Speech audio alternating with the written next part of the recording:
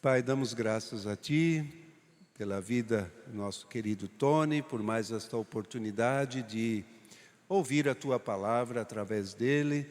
Que o Senhor libere esta palavra aos nossos corações, para a honra e glória do Teu nome. Que o Teu nome seja engrandecido, seja louvado, seja bendito através desta palavra, Senhor. E nos leve a responder, a corresponder, a pôr em prática aquilo que o Senhor falar aos nossos corações. Amém. Amém. Obrigado, querido.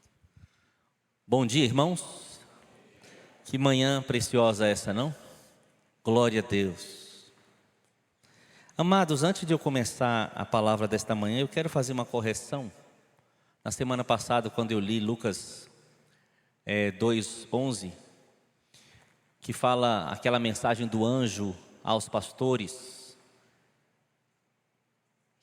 usando as três expressões, Salvador, que é Cristo, o Senhor. Eu disse aos irmãos que a palavra Senhor ali era Javé, e não é, a palavra é Kyrios. Ainda que o significado acaba sendo o mesmo, porque ele estava querendo dizer que Jesus era Deus, só uma referência para não deixar dúvida no seu coração, tá? A palavra é Kyrios. Bom, vamos ao tema desta manhã. Estou muito afetado pela palavra que vou ministrar, graças a Deus, né? Porque se eu estou afetado, sinal de que ela está tendo efeito sobre mim antes, isso é bom, né? O Senhor Jesus veio tornar real aqui na terra o plano de Deus para a humanidade. Vou repetir esta frase. Quero muito sua atenção para esta frase. O Senhor Jesus veio tornar real o plano de Deus para a humanidade. Jesus não veio criar uma situação parcial, uma religião em que se consegue um pouco viver a vontade de Deus e o outro pouco não. Jesus não veio criar uma realidade parcial, uma situação de vida dupla, uma situação de ora sim, ora não, ora consegue, ora não consegue, ora pode, ora não pode. O Senhor Jesus veio estabelecer na terra a realidade da vontade de Deus para a humanidade. Quantos creem nesta afirmação? Amém? Ele veio produzir uma realidade, uma realidade. Há uma vontade no coração de Deus a respeito de cada um de nós. Há uma vontade no coração de Deus eterna para Ele ter criado o ser humano. E Deus deseja que cada ser humano forme, em conjunto com os demais que creem em Jesus, que estão nele, uma família de Deus na terra. E essa família de Deus na terra é para viver aqui na terra a realidade planejada na eternidade. Então podemos dizer que é da vontade de Deus que a igreja aqui na terra seja um povo do céu na terra. Amém? Por isso somos peregrinos, não somos daqui. Jesus avisa em João 17, quando ora ao Pai, Ele diz: Pai, eles não são do mundo, como eu do mundo não sou. Então nós somos um povo chamado para viver uma realidade nesta terra, que demonstra como nosso Deus é, que demonstra qual é a vontade dEle, qual é o caráter dEle e qual é o plano dEle. Isso não é maravilhoso, irmãos? Não é maravilhoso termos essa responsabilidade, esse chamado? Nós somos chamados para sermos representantes do Deus dos céus, embaixadores do reino de Deus na terra. Então Jesus veio produzir uma realidade, não uma aparência. Jesus veio produzir algo que é fato, não algo que parece, mas não é. Mas tem um negócio que acontece na terra, que o ser humano acaba criando alternativas, que eu vou chamar aqui de religião. Não no sentido positivo, porque tem um sentido positivo em religião, que é religar a Deus, mas no sentido de instituições, organizações, que criam um conjunto de regras para fazer a pessoa se sentir melhor em relação à sua condição com Deus. Mas isso não corresponde ao que Jesus veio fazer na terra. Guarda bem no seu coração. Jesus não veio criar uma religião. Jesus não veio fundar o cristianismo. Ele não tinha interesse em criar uma religião como uma opção dentre muitas outras. Jesus veio estabelecer uma realidade. Você pode falar essa palavrinha? Realidade. Jesus veio estabelecer uma realidade. Essa realidade que ele veio produzir, com muita simplicidade, eu vou dizer que é uma vida parecida com a dele. O que Jesus veio gerar na terra foram todas as condições para que nós sejamos como ele. Ele conseguiu ou não conseguiu?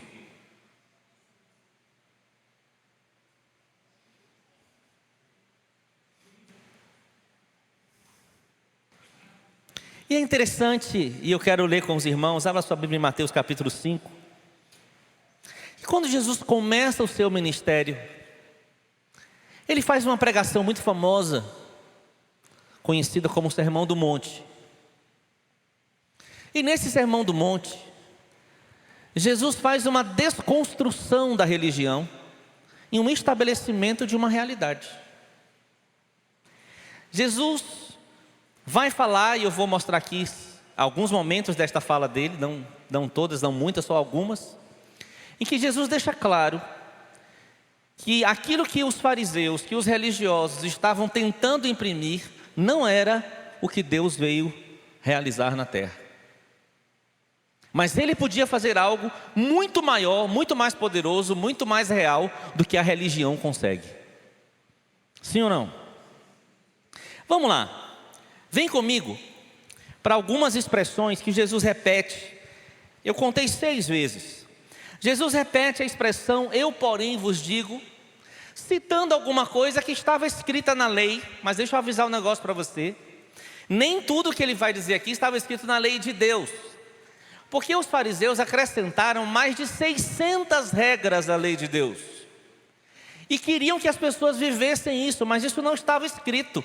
Era inclusive passado de uma geração para outra por uma coisa chamada de tradição oral, em que uns passavam para os outros. E Jesus muito chateado, Jesus gostava de pecador, gente. Mas Jesus não gostava de fariseu, não.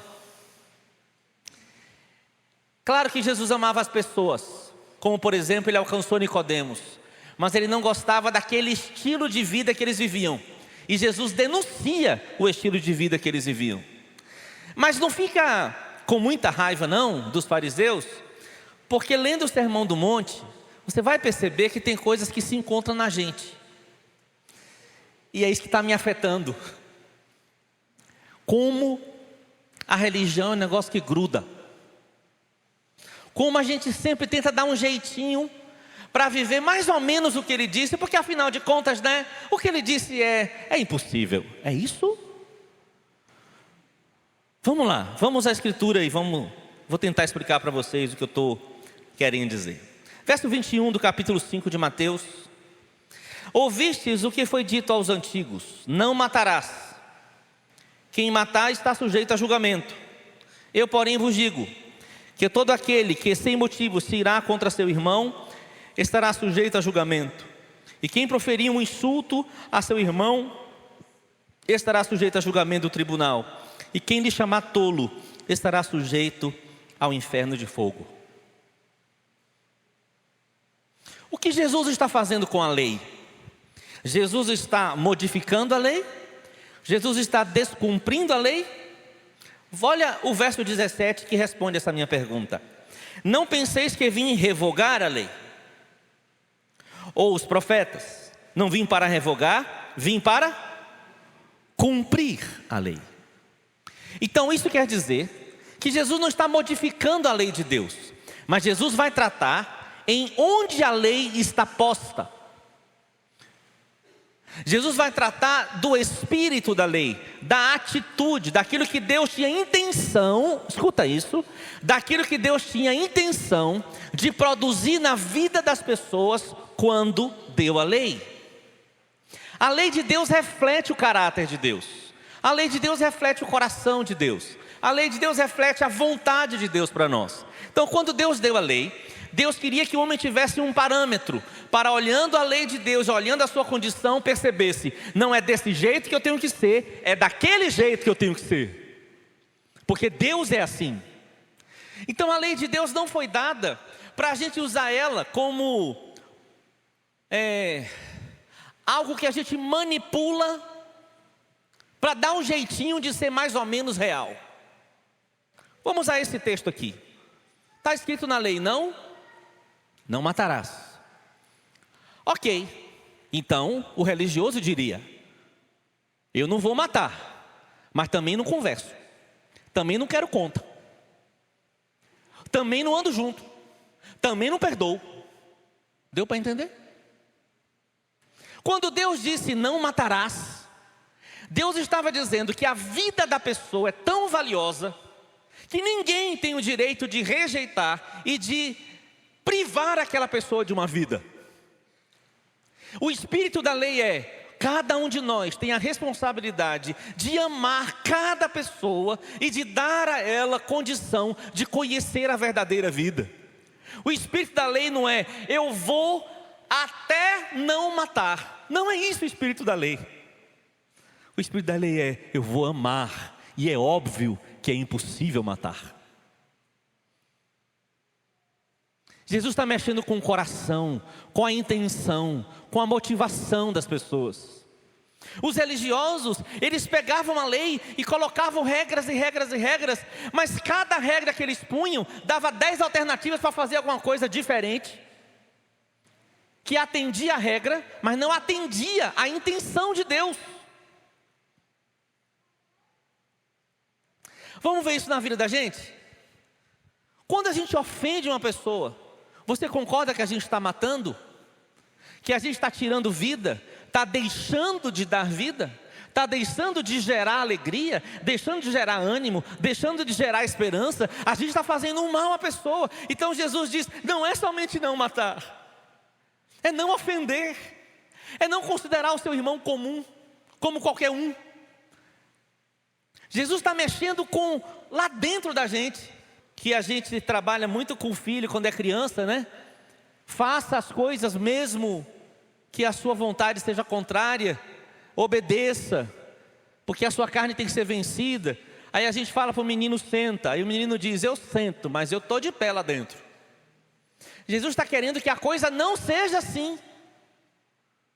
Jesus está querendo que a gente sente com alegria, porque a obediência à vontade de Deus é o caminho para a coerência com Deus, que vai resultar na nossa vida eterna. Amém ou não? Então Jesus está mexendo com aonde a lei está posta. Na antiga aliança, a lei está posta de fora de mim. É numa tábua de pedra que ela foi escrita. E fora de mim começa uma batalha, uma luta. Está escrito lá, mas eu não consigo. Aqui dentro não tem aquilo lá, não tem correspondência. Então a gente vive naquela realidade, vivia naquela realidade de Romanos 7, né? O mal que não quero, este faço, o bem que quero, este não faço. É uma realidade da antiga aliança. Mas na nova aliança não precisa ser assim. A gente pode ter, já estou falando o fim da palavra, mas tudo bem. A gente pode ter a lei de Deus como nossa prática, como nossa vontade, como nossa realidade. Alguém crê nisso, não? Meu Deus, por favor, faz uma mudança aqui na nossa cabeça. Aquilo que Deus deseja para você não é impossível de viver. É exatamente para isso que Jesus Cristo morreu e ressuscitou. É para isso que o Espírito Santo está agindo, para nos tornar semelhantes a Jesus Cristo, de maneira que a gente pensa como Deus, a gente tem vontade como Deus, a gente tem caráter de Deus na vida da gente. E é isso que o mundo quer ver na igreja. Alô? É isso que o mundo precisa ver na igreja.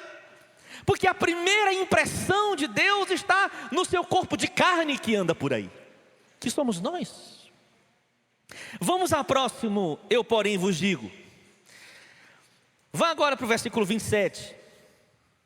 Ouvistes que foi dito, não adulterarás. O que é adulterar? Ter relações íntimas com uma mulher que não é sua, ou com um homem que não é seu. Verso 28. Eu porém vos digo, qualquer que olhar para uma mulher com intenção impura no coração, já adulterou com ela.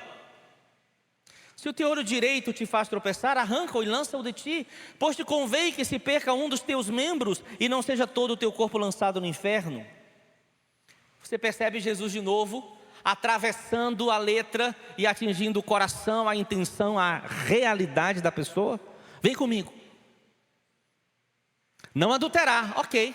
Mas o religioso diria, eu não vou deitar não, mas posso dar uma admiradinha. Posso dar uma... Fala uma expressão atual aí que eu estou perdido nessas coisas. Olhar no arranca-pedaço, né? Dar uma paquerada, na minha época era paquerada, hoje eu não sei o que é. Eu posso dar uma olhada impura, vamos usar a expressão bíblica. Eu posso cobiçar, eu posso dar uma olhadinha, eu posso dar só uma desejadinha de nada. Claro, se eu não adulterar, eu estou cumprindo a lei. Isso é o pensamento de um fariseu, isso é o pensamento de um religioso, isso é o pensamento de quem não acredita que realmente é possível ter um olho saudável. Interessante que lá na frente Jesus vai falar sobre um olho que é um olho saudável. Se o teu olho for bom, lembra disso não? Todo o teu corpo será bom. Mas se o teu olho for enfermo, for mal, e eu fui pesquisar sobre isso, se o teu olho for mal, a palavra é enfermo. Sabe o que é um olho enfermo? É um olho que tem duas visões. Fala para mim, só para me lembrar, me ajuda aí, quantas esposas Deus me deu? Fala, por favor. Uma. Para quem os meus olhos devem olhar? Prega para mim, por favor. Fala o nome dela para mim. Neilza, a mais linda de todas, a incomparável, a Arc Polimútil da Mega Blaster fantástica. Ela. Sabe o que é um olho enfermo? É um olho que fica olhando para duas. Os meus olhos não foram feitos para cobiçar mulheres.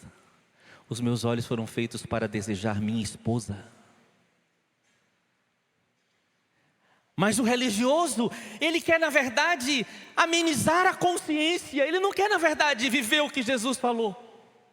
Porque ele não acredita que o que Jesus falou é possível. Mas é possível. Sabe quem fez? Ele mesmo fez isso possível. Amém, irmãos? Vamos ao próximo, eu porém vos digo. Verso 31. Também foi dito, aquele que repudiar sua mulher, lhe dê carta de divórcio. Leia. Eu porém vos digo, qualquer que repudiar sua mulher, exceto em caso de relações sexuais ilícitas, a expõe a tornar-se adúltera, e aquele que casar com a repudiada comete adultério. O fariseu reage a isso aqui, a gente vai ver isso depois, porque percebe que isso aqui é sério. Porque o religioso pegou isso aqui e disse, ok, quando você se separar da sua mulher, dê carta de divórcio. Mas não é esse o espírito da lei. O espírito da lei é, Deus odeia o divórcio. Então não é para pegar a lei e transformá-la numa brecha para pecar. É para pegar a lei e entender, existe uma aliança, existe algo que é inquebrável, que é indissolúvel e que é casamento. E quando casar, não é para separar. E aí os fariseus perguntam a Jesus mais lá na frente: mas Moisés não permitiu dar carta de divórcio? Jesus responde: mas foi pela dureza dos vossos corações. Não, irmãos, nós não somos o povo que tem uma prática determinada pela dureza do coração. A nossa prática é determinada pelo coração de Deus. Amém ou não? O coração de Deus deseja, a gente está junto. O coração de Deus quer, nós queremos. O coração de Deus promove isso, nós também promovemos isso. E vem cá então, nós temos que ter aqui reuniões para discutir os casos de divórcio que são permitidos na Bíblia, que isso não aconteça. Mas que entre nós o divórcio seja odiado. Porque Deus odeia o divórcio.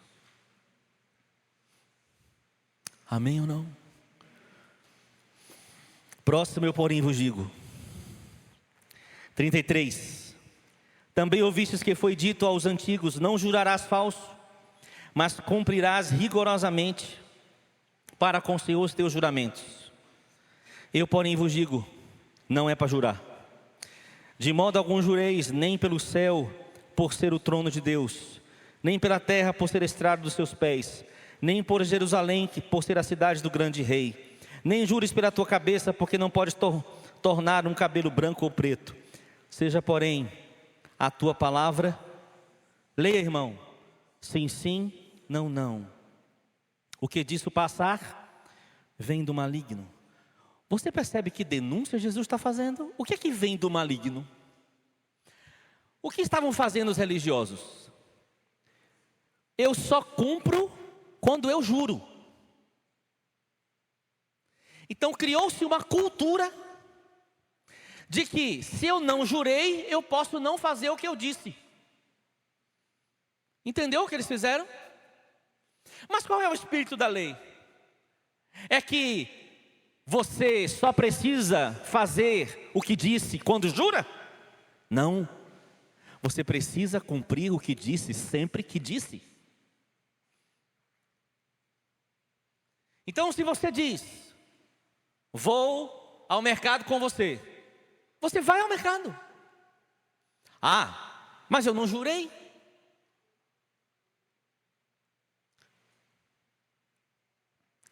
Você disse lá no casamento: vou amar a minha esposa, na alegria ou na tristeza, na saúde ou na doença, na pobreza ou na riqueza. Mas você não disse: eu juro em nome de Deus, em nome de mim mesmo, em nome de Jerusalém. Você não disse isso. Mas você disse. Eu acho legal um vídeo, vocês devem ter visto, daquele irmão Cláudio Duarte. Já viram? Não? Ele conta de uma pessoa que chegou para ele e falou assim: pastor, eu quero me divorciar, que não dá mais. Já viram? Aí ele chama a pessoa, bota a mão na cabeça: Senhor, agora mata ela em nome de Jesus. Que ela quer divorciar, mas ela disse que só pode separar depois que a morte separe. Ela disse que é a morte que ia separar, não foi? Então mata ela agora. Entendeu, né? Você sabia que Deus leva a sério o que a gente diz? Né?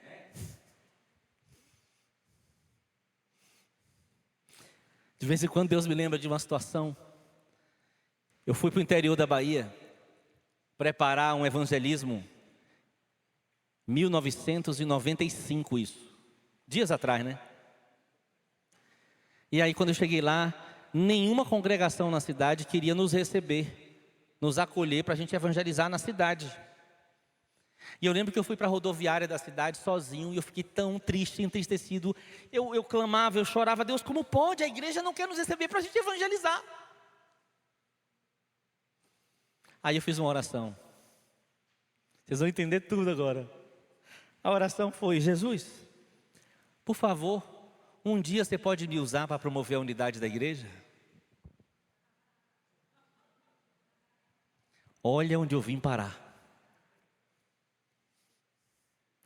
Deus leva a sério o que a gente diz. E você nem precisa jurar. Por isso que nós vamos dar conta a Deus de toda palavra que saiu da nossa boca. Irmãos, o espírito da lei não é uma alternativa para pecar. É um modelo para viver em santidade, de dentro para fora, não de fora para dentro. Como anda o valor das suas palavras? O que você diz à sua esposa, você está cumprindo? O que você diz a seu marido, o que você diz a seus filhos, o que você diz a seus pais?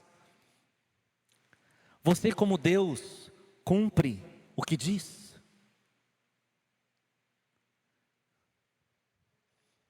Forte, né? Próximo, eu porém vos digo: ouvistes o que foi dito? 38. Verso 38.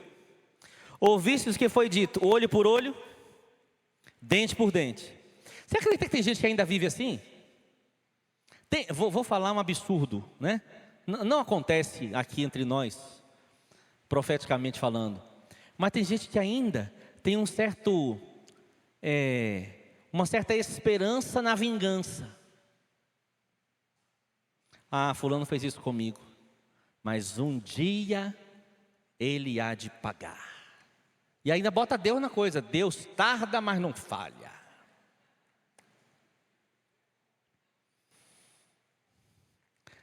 Olho por olho, dente por dente.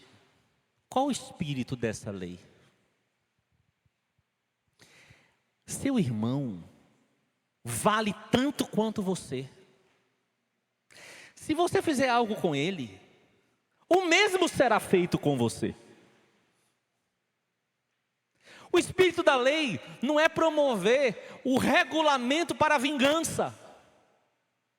Porque a vingança, só um pode realizar. Quem pode realizar a vingança? Quem é o vingador? É Deus, porque é perfeito. Mas nenhum de nós pode realizar isso. Então o espírito dessa lei aqui, Jesus ensina. Aliás, Jesus faz aqui uma descrição, que talvez seja uma das descrições mais difíceis da Bíblia sobre o nosso estilo de vida como cristãos. Vê se não é. Olha só. Eu, porém, vos digo, não resistais ao perverso. Como é? Não resistais ao perverso. Mas qualquer que te ferir a face direita, volta-lhe também a outra. E ao que demandar contigo e tirar-lhe a túnica, deixa-lhe também a capa.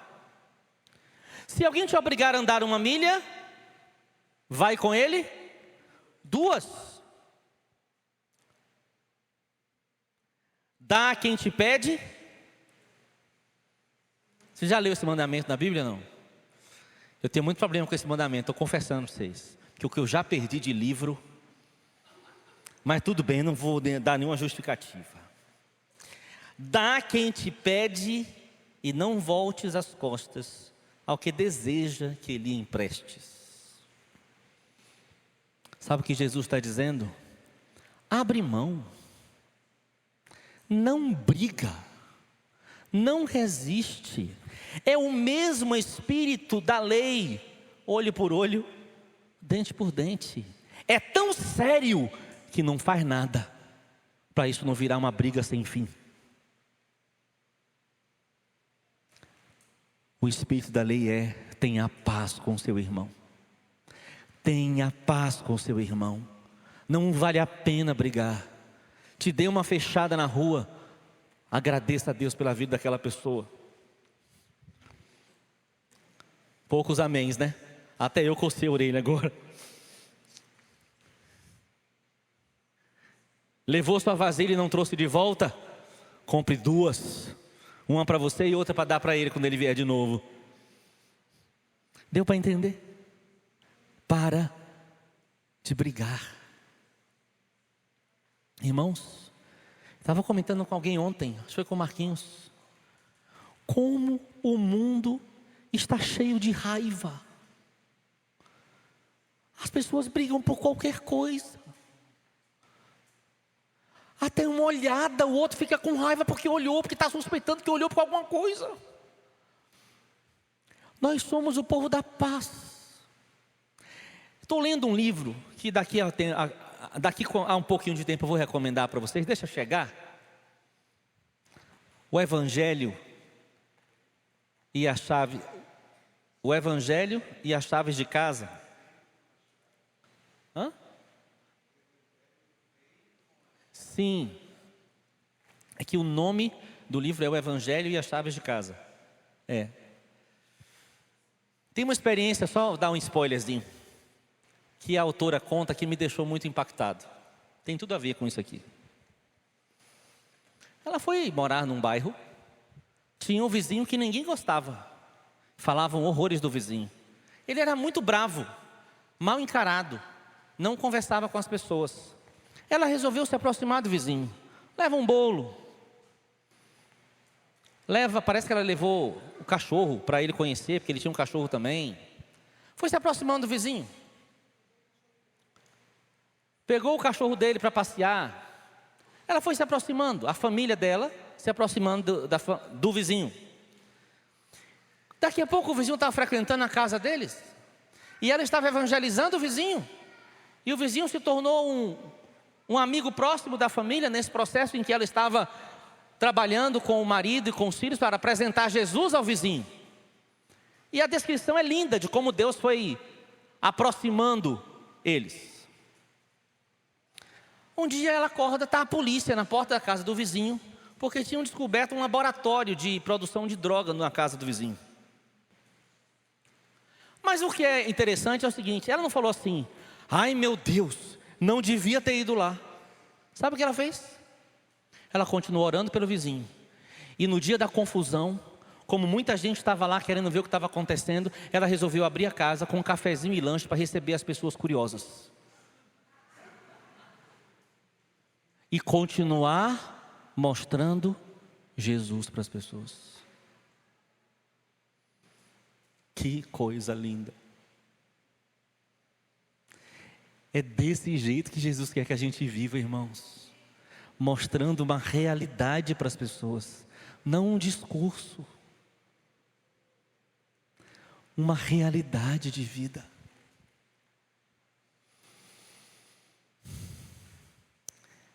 Tenha paz, tenha proximidade. Sofre o dano se for necessário.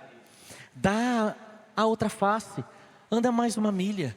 Mas aí a gente pega com nossa carne aqui, né? Que a gente sempre pensa no direito.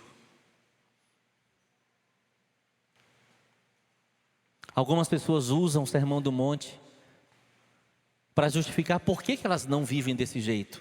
E elas falam assim, eu não sou Jesus Cristo para dar outra face. Mas é para ser Jesus Cristo. É esse o nosso chamado. O nosso chamado é para sermos Jesus Cristo andando nas ruas. Deixa eu ler para você. Escuta agora. Está claro isso? O espírito da lei, a atitude, a coisa lá dentro. Por que Jesus está corrigindo os religiosos aqui? Na verdade ele está falando para os discípulos dele. Eu não quero que vocês sejam como eles. Eu quero que vocês sejam desse jeito. E quando Jesus está falando desse jeito, ele está falando de coisas que ele era, que ele vivia. Jesus deu outra face? Não. Só a outra face? Jesus deu a quem pediu? Até a cena da cruz, né, é ilustrativa, porque a túnica dele pega uma túnica para repartir entre eles. Jesus está se descrevendo quando diz, eu porém vos digo. Não seja como os religiosos, seja como eu sou. Porque vocês têm que ser assim. Discípulos meus, discípulos de Jesus, são como Jesus. Agora eu vou perguntar, antes de eu ler os textos que eu quero ler aqui. Quem aqui nesta manhã é para responder com sinceridade, com realidade? Quem aqui nesta manhã acredita, tem fé, de que você realmente pode se tornar uma pessoa como Jesus? Levante a mão.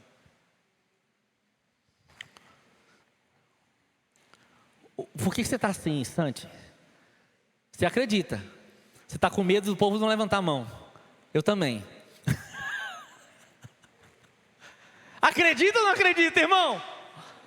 Então você acha que que Deus ia mandar a gente ser uma coisa que a gente não pode ser? A gente não pode mesmo não.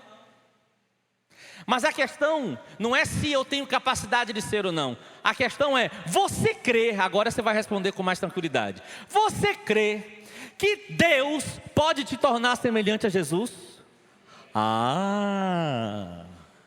Nada como produzir uma dúvida para depois produzir uma certeza.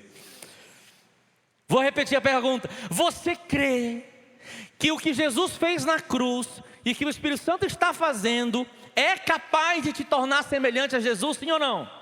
Eu creio. Eu creio. Eu creio, por exemplo, que quando Jesus disse assim, ame a sua esposa, como Paulo disse, foi Jesus dizendo, né? Como Jesus amou a igreja e assim mesmo se entregou por ela. Eu creio que eu posso amar Neilson igual Jesus amou a igreja. Não cheguei lá ainda, confesso. Mas eu não vou desistir. Sabe por que eu não vou desistir? Porque eu creio no que Jesus fez. Eu creio no que o Espírito Santo está fazendo na minha vida. Não é porque eu creio em mim, entendeu? E essa é a questão do religioso. O religioso é ele diante da regra. E ele fica tentando pelo esforço próprio. Ele não consegue, então ele vai dando um jeitinho de amenizar a consciência porque não consegue. Mas nós não estamos diante da lei. Nós não estamos diante da lei. Vou ler para você um negócio aqui. Olha só. Hebreus, capítulo 8, verso 10 diz: porque essa é a aliança que depois daqueles dias farei com a casa de Israel, diz o Senhor. Porei as minhas leis no seu entendimento e no seu coração as escreverei. Você devia dizer glória a Deus. Você devia dizer glória a Deus. Aonde está a lei? Ei, responde. Quem aqui é nascido de novo? Foi batizado em Cristo Jesus? Responde, aonde está a lei? A lei está aqui no meu entendimento, no meu coração. E eu posso viver a lei de Deus com base na obra da cruz e na obra do Espírito. Que coisa linda essa promessa. E se você ler todo o capítulo 8 de Hebreus, você vai entender que o escritor está falando da nova aliança, da realidade que a cruz nos promove. Então agora quando você ouve Jesus te dizendo uma coisa, não ouve como uma regra, que você vai agora ficar, eu quero, eu não quero, eu quero, eu não quero, eu tento, não consigo, tento. Não, não é para você ficar diante da regra, é para você crer. Você crê. Jesus diz, você é... deixa eu ler para você só o final do sermão. Fica aí. Verso 48, capítulo 5. Não é o final ainda não, mas é o final dessa parte. Portanto, sede vós perfeitos, como perfeito é vosso Pai Celeste. Só tem duas alternativas para você que crê na Bíblia. Ou você lê isso e vira um religioso, já que você não vai ser perfeito, dá o dízimo, vai numa reunião por mês, faz uma fezinha durante a semana com uma comunhão com alguém e está tudo resolvido, religioso. Ou então você crê do que Jesus é capaz de fazer e vive isso aqui por meio da fé. Eu creio. Mas Tony, você não é perfeito. Não mesmo. Mas esquecendo-me das coisas que para trás ficam e avançando para as que diante de mim estão, prossigo para o alvo, para o prêmio da soberana vocação.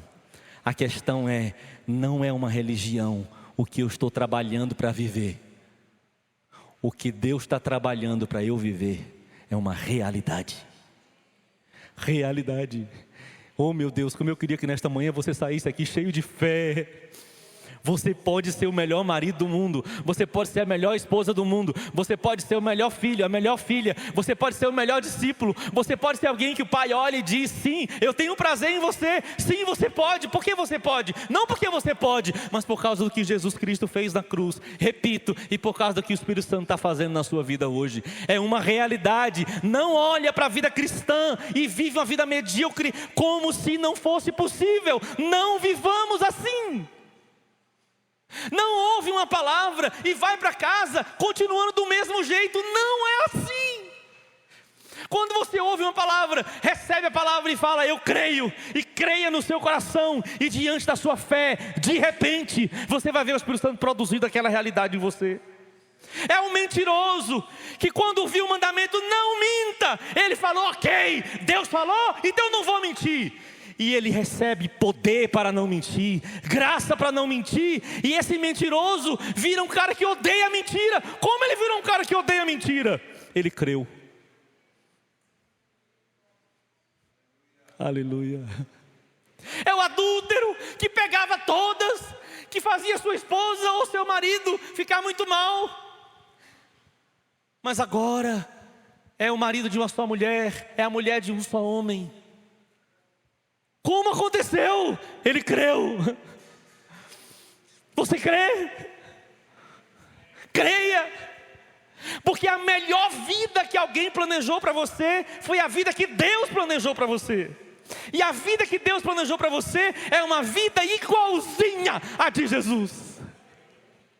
E Ele não podia pensar alguma coisa menor ao seu respeito, porque Ele te amou. E quando Ele te amou, Ele disse: eu quero o melhor para ele, eu quero o melhor para ela, eu quero que eles sejam iguais a Jesus. Não vamos olhar para isso e dizer: ah, mas não dá, né? A carne é fraca. Não, use a Bíblia para descumprir a Bíblia. Foi ao Getsemane, porque aquele que disse a carne é fraca foi ao Getsemane, dobrou o seu joelho, clamou ao Pai e venceu a carne.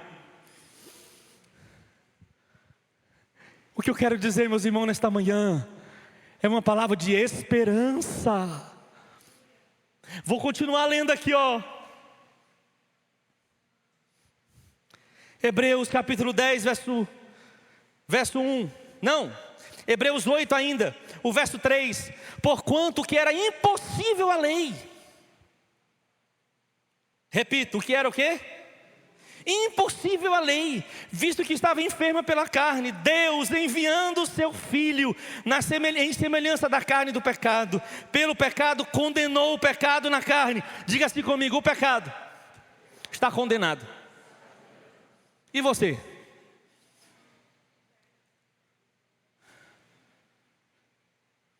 Por favor, fala. A cruz condenou pessoas ou condenou o pecado? Condenou o pecado. E a gente está o quê? Fala assim, ó: redimido.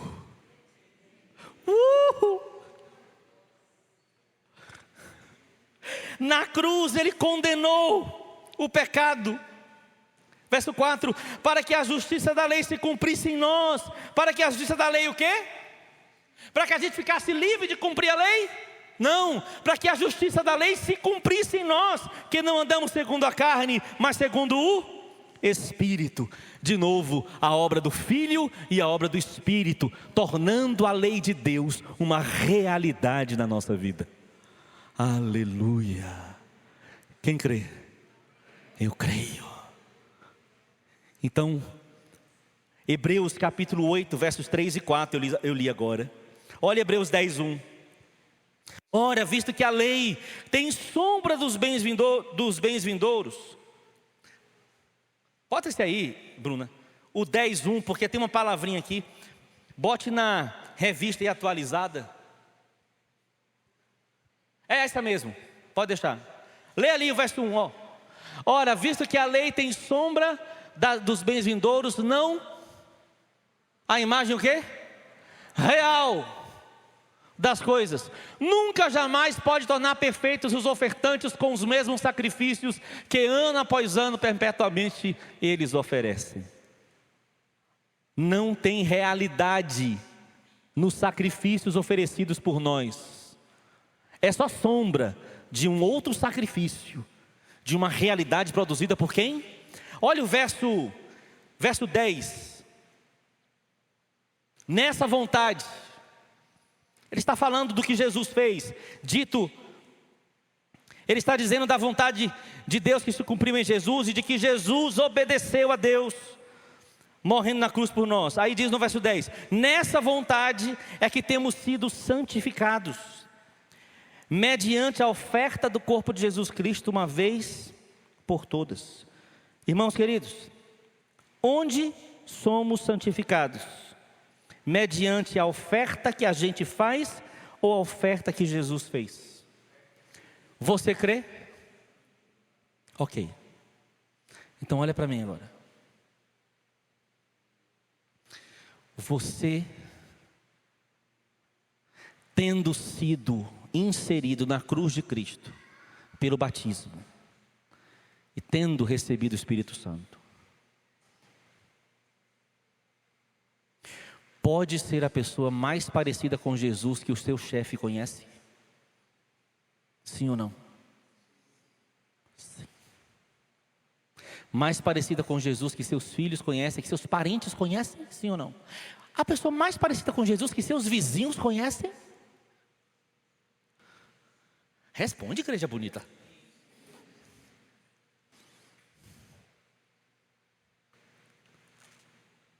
A pergunta é: você quer? Oh, aleluia. A pessoa mais parecida com Jesus que seus clientes conhecem? Que seus empregados conhecem?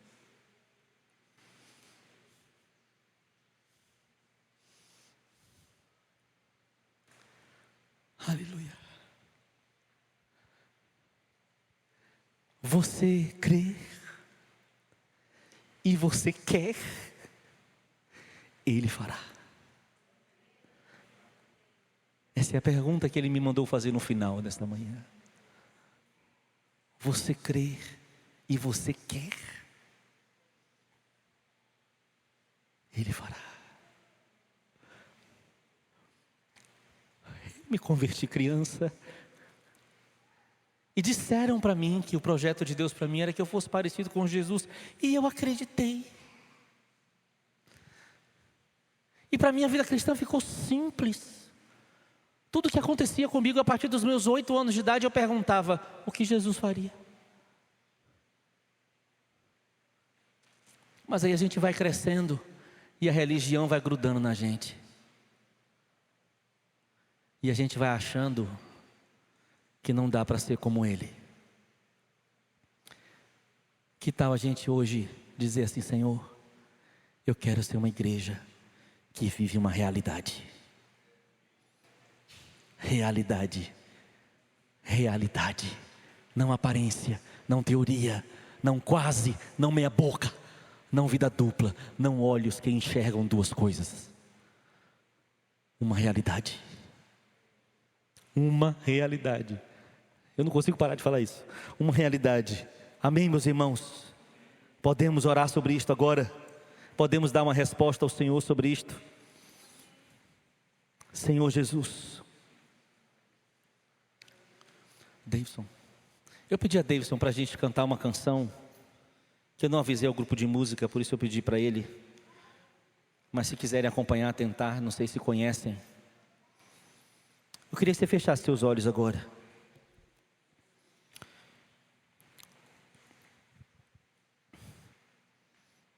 E eu queria que você desse uma resposta sua para o Senhor Jesus agora. Que tal uma resposta, se você crê, se você quer, uma resposta para a gente viver buscando a realidade da vida de Cristo na gente. Ah, Senhor, nós não queremos ser mais um grupo religioso nessa cidade. Não. Senhor, nós queremos viver numa busca sincera por sermos semelhantes a Jesus. Nós não queremos, Jesus, considerar o Sermão do Monte um belo discurso teu. Mas nós queremos considerar essas palavras, o teu lindo propósito para nós. Aquilo que o Senhor está realizando, que está fazendo e que está conseguindo fazer. Nós não queremos te oferecer resistência, Senhor. por causa do nosso eu, da nossa carne, da nossa mania de direitos. Nós queremos amar a vontade do Senhor para nós.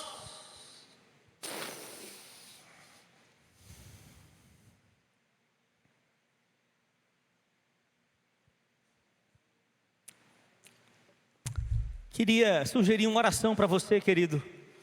A oração do Salmo 139. Você pode com seus olhinhos aí fechados, só para você ficar entre você e Jesus agora um pouquinho. Você pode fazer a oração que o salmista fez no Salmo 139, porque ele está aqui para ouvir, para realizar essa oração.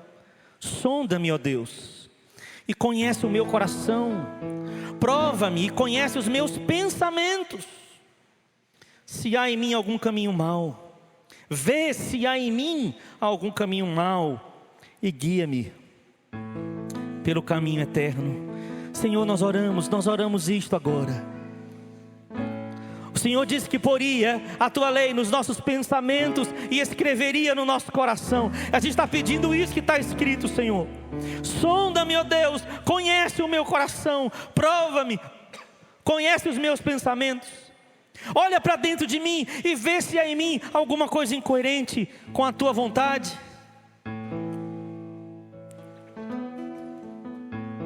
E guia-me pelo caminho eterno. Ore, querido, ore, abre o seu coração com Ele. Talvez você tenha percebido alguma coisa aqui, outra ali, que essa palavra confrontou você. Mas agora não é para ficar desanimado, não. Agora é para dizer para Ele: Senhor, eu creio, agora eu creio. Não vou desistir, não vou parar de deixar o Senhor agir na minha vida. Eu creio e eu quero.